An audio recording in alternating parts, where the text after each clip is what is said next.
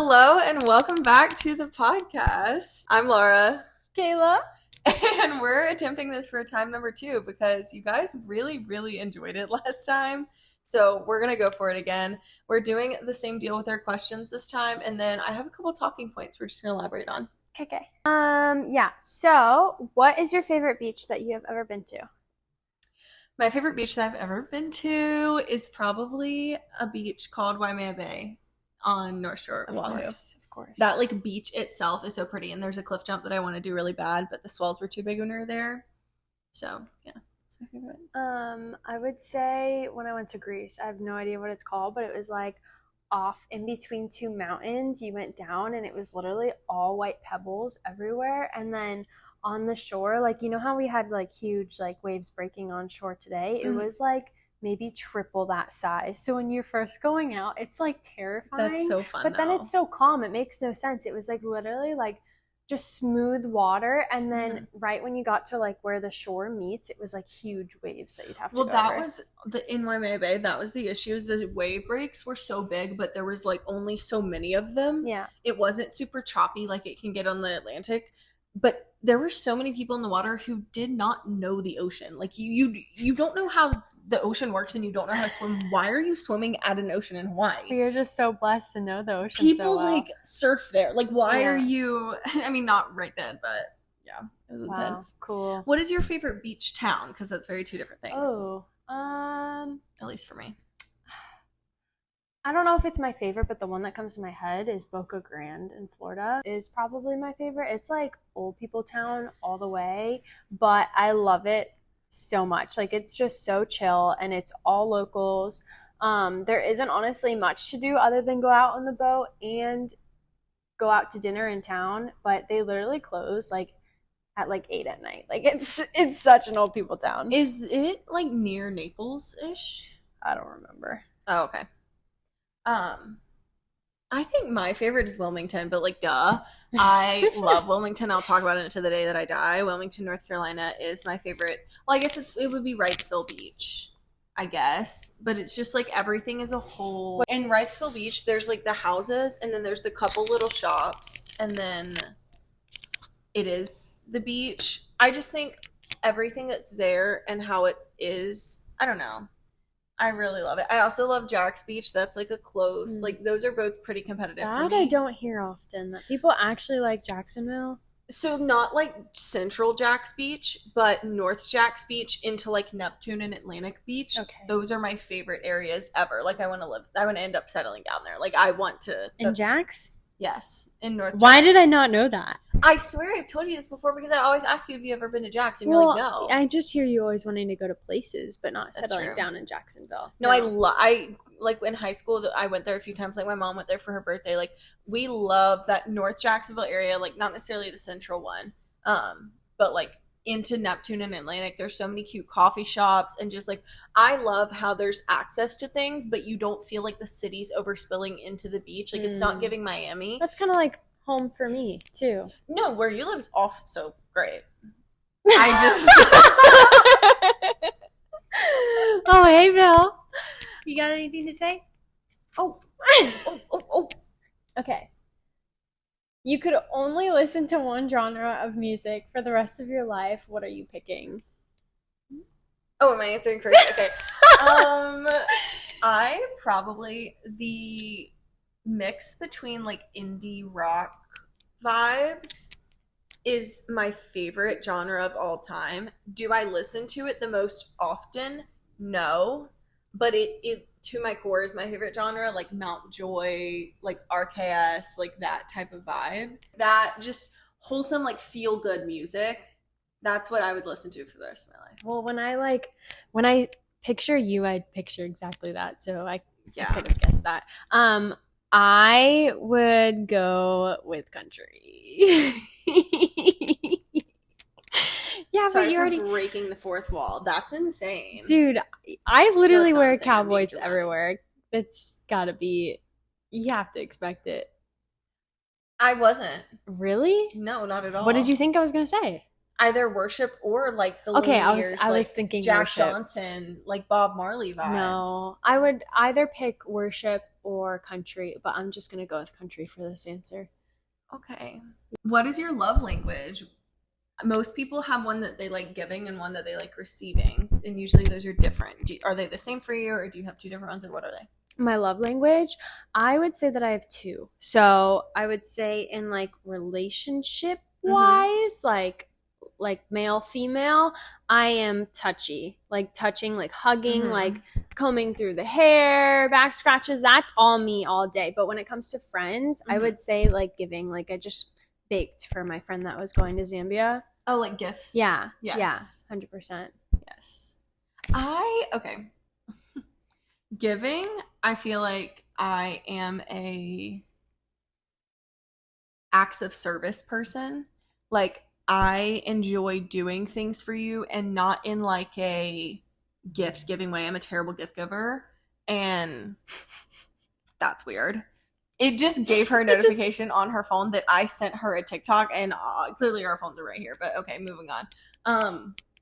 Like I would clean my friends a room for them or do their dishes or like whatever, like those acts of service things. I remember the first time you came over and you started doing my dishes, and I was like, but it's like I still would 100% do that. Like that's what I like doing for my friends, is like doing the little mundane things, or like taking, like I love taking trips with my friends obviously, but like I think for me in relationships in that sort of way, like I like doing things for people, but things that make sense, not just like gifty, like stupid stuff. But then receiving, I am such a quality time person. Like I don't care what we're doing, and still I guess I'm giving that way too, but like receiving, I don't care what we do. I don't care if we go to the most luxurious place on the face of the planet, which I probably won't want to do anyways, or if we literally just make a Publix run. Like I love just spending time with my friends. And I don't care if someone is like, literally all I have the capacity to do is just sit on the couch and talk. That's totally fine. Or we could go on a whole day trip like across the country. I would be down for whatever. Yeah. So. I remember, I forgot it. You literally just brought that back to me when you said that, because I remember like she came over. This was like the first time that we ever hung out, like just alone together. And it was like literally the first sleepover, because she slept over like 7 times. No, that night, I was here for like 5 days. Yeah, she was here for a while. and so I was sitting on the couch and I look over and she starts washing the dishes. I've never had a friend do that before. Which is crazy to me, because you made my heart explode inside. I was like, oh my gosh, I love that. I was talking about this, but I'm like, it's crazy to me, because I guess I've always grown up like I would like, you know, like if you're staying at your friend's house, like help out a little, like that's just like common. I know, just some people don't know that. Like some people didn't grow up like that, which was most cases for my friends back home at the time. But when I saw you doing those dishes, I was like, oh my Lord. No, that's just like common sense to me. So if you go to your friend's house and they're hosting you, help them out a little bit. That's what I have to tell you. Also, pick up your trash at the beach, because I found about 800 different pieces of trash today at the beach. You guys are disgusting. If it blows away, go and pick it up. It's really not that difficult. It is simple life lessons that we all need to learn.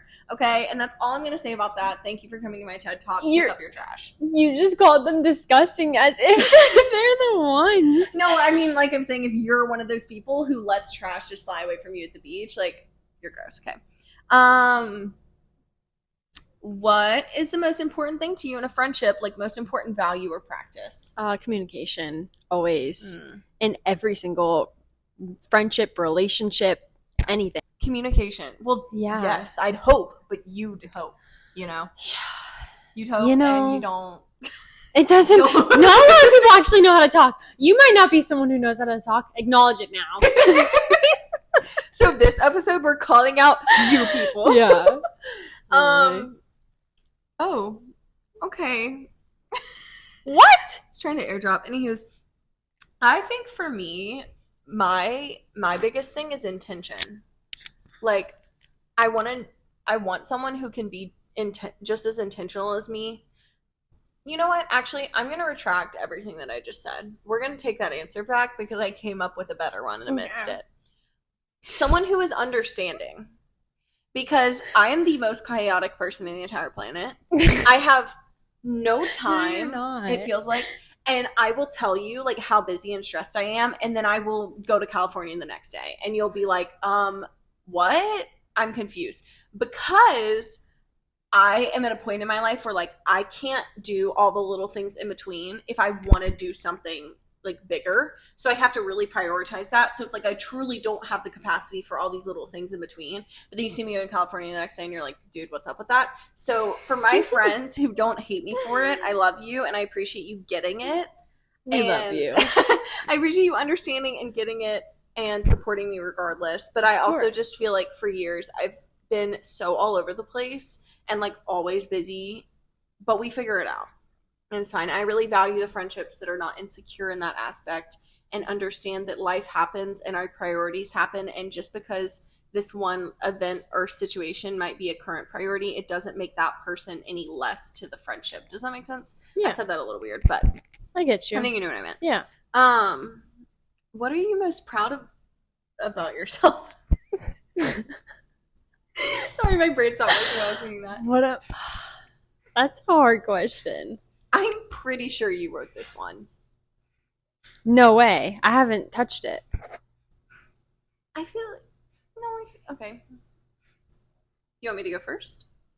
Yeah, I can't come up with anything. Well, we talked about this earlier. I'm become a lot more confident over the past year and a half, secure in myself, all of those things, and there were people that helped along the way in subconsciously encouraging that with just being themselves. And I have just come into this space of like just such acceptance in who I am and such, obviously, I have moments that I'm insecure, but it's like I fully am confident in who I am as a person.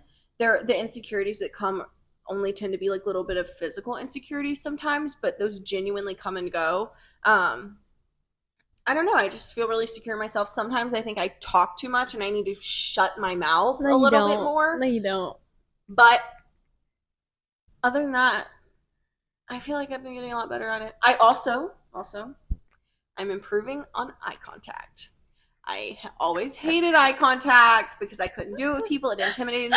Literally, I'm talking about like customers like at work. Like I could not look at these people. And it's like everyone probably thinks that I'm the rudest person on the face of the planet because I could not look at them. No, but I'm getting better at it. You always perceive yourself different than anyone else perceives you. Sure. So I wouldn't think too deep I'm improving. Okay. Beautiful answer. I love that. Did you get inspired by any of it? No. Do you want to have anything to say at all? I would say probably just like sticking to my faith and like not letting others and what others say and like actually posting about it. Yeah. Duh. Okay. What's the next? What is one goal of yours that you feel like you could not die without accomplishing?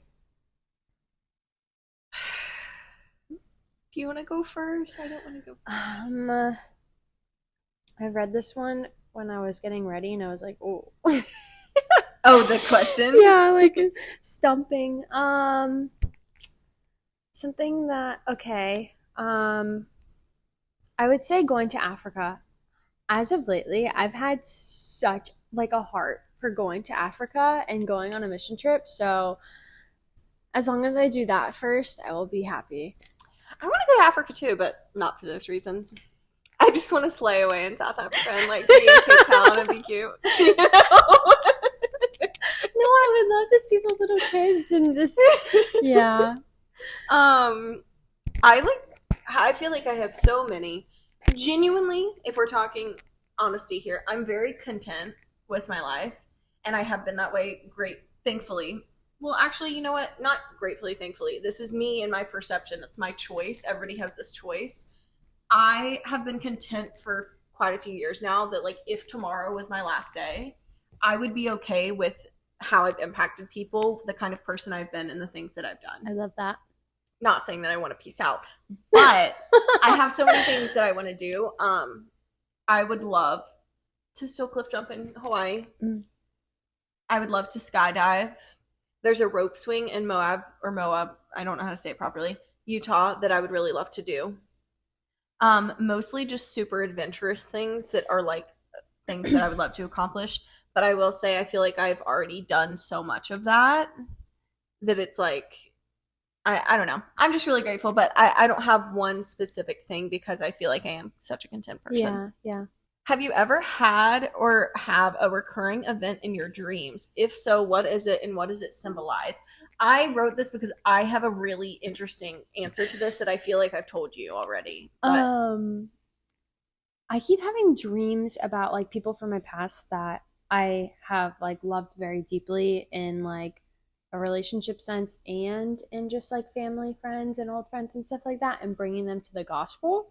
So, I don't really know exactly what that means because I don't associate myself with these people anymore, but those have been reoccurring like the past few months. maybe it's things subconsciously working. Yeah, I don't know. I also think this is so funny when we podcast together to just see the difference in our like volume levels. Like she is such a soft-spoken person. Which I don't think I am. I think I'm so loud. You're and so out there. Not. I guess I'm just such an expressive person and my voice carries so much more. I could have sworn I'm so loud. Like I feel like I'm talking so loud right now. Talk again? Hello? Okay, that's good. That's good. Keep it there. Okay, so growing up, all of my childhood, I haven't had this in years, but all of my childhood, when I was in elementary and like the beginning of middle school, I would have reoccurring dreams about natural disasters. Everything from like yard fires to tornadoes to like all kinds of stuff. Like it was just natural disasters. But the weirdest part is that it was never like a nightmare. Like it was never scary. But I would always have these reoccurring dreams about all kinds of natural disasters. And by this point, I had never been in a natural disaster in my life. I never had anything like that happen. Earthquakes, any of it. Landslides, sinkholes. Like it was all in my dreams, you Landslides, sinkholes. I had my first real tornado warning, whatever thing was, like in high school. Like the first I experienced a hurricane. We had a tree fall on our house when I was in high school, like with us in it and stuff. But that was all in high school. Mm-hmm. So like I never experienced any of that when I was having these dreams. So that was odd. It all stopped after it actually happened to me. So that's crazy. I don't know. I don't know what it means. Did you wake up scared at all? Or were you no, just, like... that's what I'm saying. They were never scary. I was just casually dreaming. Actually, one I can distinctively remember is this guy. This guy was like really crazy, and he literally lit our entire neighborhood's front yards on fire. That is what the heck? But that's what I'm saying is it was like all like natural disaster-esque. Yeah. I guess that's not natural, but like no, not element, at all. but like element ones. Yeah. There was a lot of tornadoes. Tornadoes were a big one. I would wake up from those dreams that I was having, and like I felt like I was with those people. Like I felt like they were in my living room. It was so weird. It felt so real. I don't know that I've ever had a dream that vivid before. I usually don't, and I've even had like nightmares the past month. Woke up with sleep paralysis. Did I tell you this? Oh my gosh, no. Oh my gosh, I had a dream that there was like a black like figure, a child on me. I woke up. And couldn't move? I couldn't move. Oh my God. I was trying to talk. I couldn't talk. Oh my God. Yeah. I would have lost my mind. Oh my God, I would have freaked out. I literally said I rebuked that in Jesus' name and I went to sleep. Period. I was like, I don't know what that was, but it was so real, Laura. Like she, I don't know what it was. The devil child that was on top of me literally was like grabbing my throat. I couldn't talk. Belle was looking at me. Like I could see her.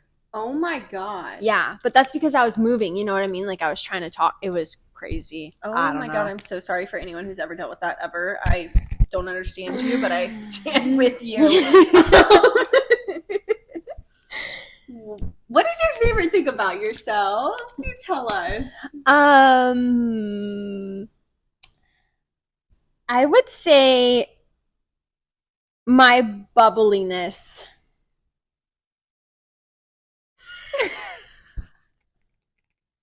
I would, just because I'm always like happy and I've always been able to bring a smile to somebody's face no matter what it's about, whether it's just like, I feel like it's so funny because you are bubbly, but you're not when someone's brain goes to someone who's bubbly, it's not you. Like you're like, I get told I'm bubbly all the time. Because you are, but you're like a different kind of bubbly than my brain usually goes to because you're such a soft and gentle person.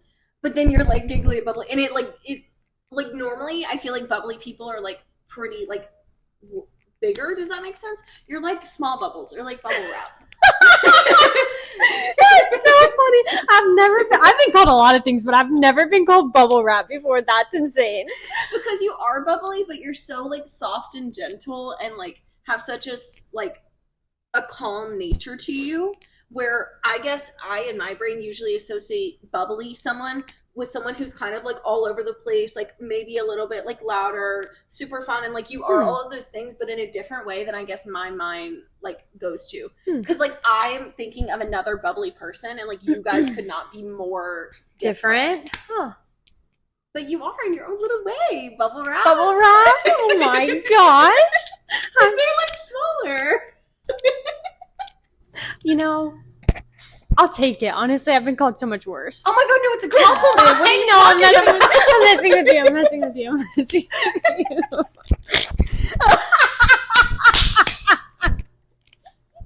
that's not bubbly. That was not bubbly.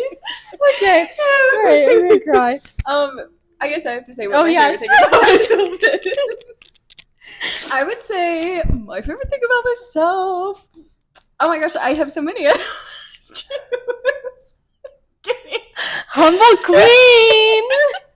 Holy smokes. I don't know. I think if there is someone who understands my humor and like can match my humor, I think I can feed off of it really well. So, like, which is matching the energy really well.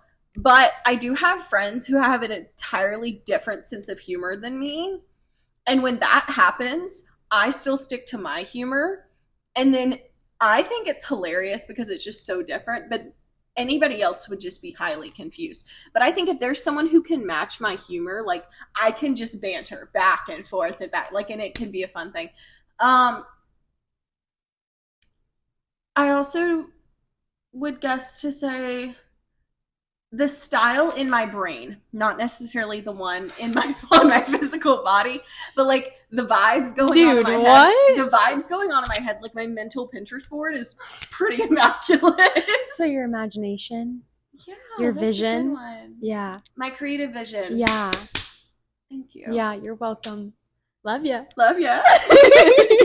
Oh, jewelry off every night or wear it until it goes green. I wear it till it goes green. Other than my earrings, like obviously because I wear bigger earrings, but my necklace, like I never take this off. I have way too many piercings to take off all my earrings and necklaces and stuff every single night. I have 11, so I couldn't do that. I do not.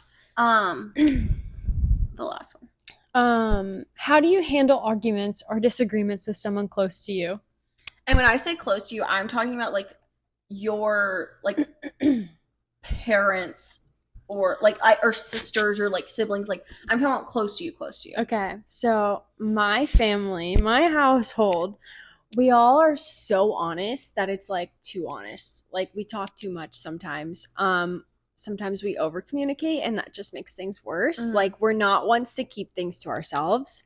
So I would just say communication and space because sometimes like the two opposites. Yeah. I guess when I had this question in my head, I was thinking like and this does not work for everybody.